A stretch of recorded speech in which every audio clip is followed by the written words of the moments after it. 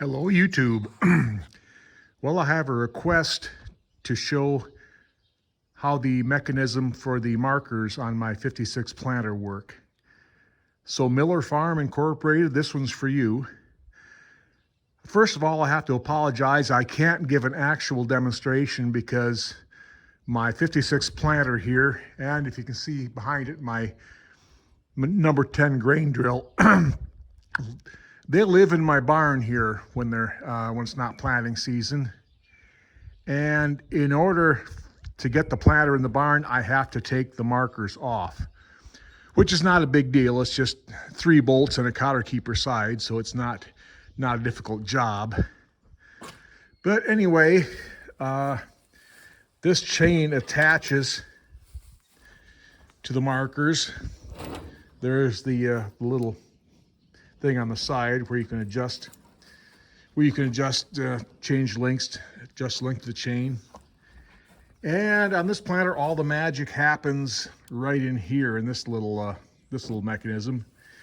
And I'll go around behind. As an aside, the older planters were different. In fact, my other 56 that is now my parts planter actually has latches here on the outside that latch the markers out there, and there's a mechanism here that rotates as you lift and lower the planter, and rods to each latches that alternate as you lift it up and down. But that's not important. It's just that's how the older ones were.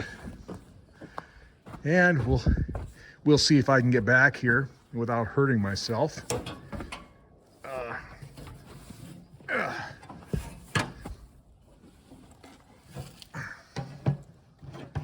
Okay.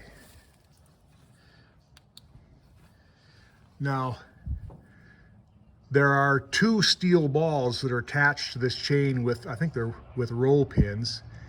And just as an aside, on my planter here, there are about 33 links in between the 2 balls. And what happens, if you can see in there, there's a little dog that prevents the ball, that closes the space between that roller and the little dog, that prevents this ball from going through. So this ball travels there, can't travel any farther, so that arm stays up.